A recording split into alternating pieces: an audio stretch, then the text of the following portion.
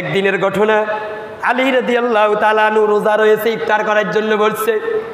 ঘরের মধ্যে একটা রুটি আছে, আম্মা জান ফাতেমা আলী সহ একসাথে ইফতার করার জন্য বলছে।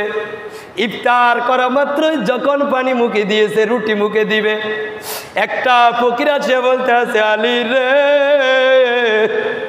আমি ক্ষুধার্ত রে, আমি রোজা রাখছি, আমার খানা দে।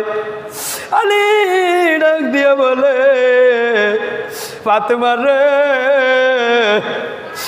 আর খানা খাওয়ার দরকার নেই, এই ব্যক্তিটাকে দিয়ে দে। এই তো সেই আলী নিজে না খাইয়া ওই ক্ষুধার্ত ব্যক্তির হাতে দিয়ে দিয়েছে। ব্যক্তি দোয়া করলো, আমারে দিয়েছে একটা রুটি, আল্লাহ যেন তোমার রিজিকের মধ্যে গোশত আর রুটির ব্যবস্থা করিয়া দেয়। আলী রাদিয়াল্লাহু তাআলা আনহু দেখতেছে, হঠাৎ কিরে আমি দিছি রুটি, এখন এক ব্যক্তির আগমন হয়ে গেছে। আগে ঘরের মধ্যে সালাম দিচ্ছে, আসসালামু আলাইকুম ইয়া আহলাল বাইত, ঘরে কে আছেন গো, একটু তাড়াতাড়ি বাইর হন।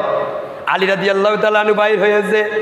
একটা ফকির দেখা যাচ্ছে, বাবা গো এটা ফকির না, এটা আমার আল্লাহর ফেরেশতা।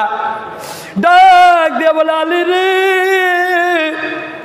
তুমি একটা রুটি এই ফকিরকে দিয়েছ, আসলে আমি ফকির না, আমি আল্লাহর পক্ষ থেকে ফেরেশতা, তোমারে পরীক্ষা করার জন্য আমার আল্লাহ পাঠিয়েছে।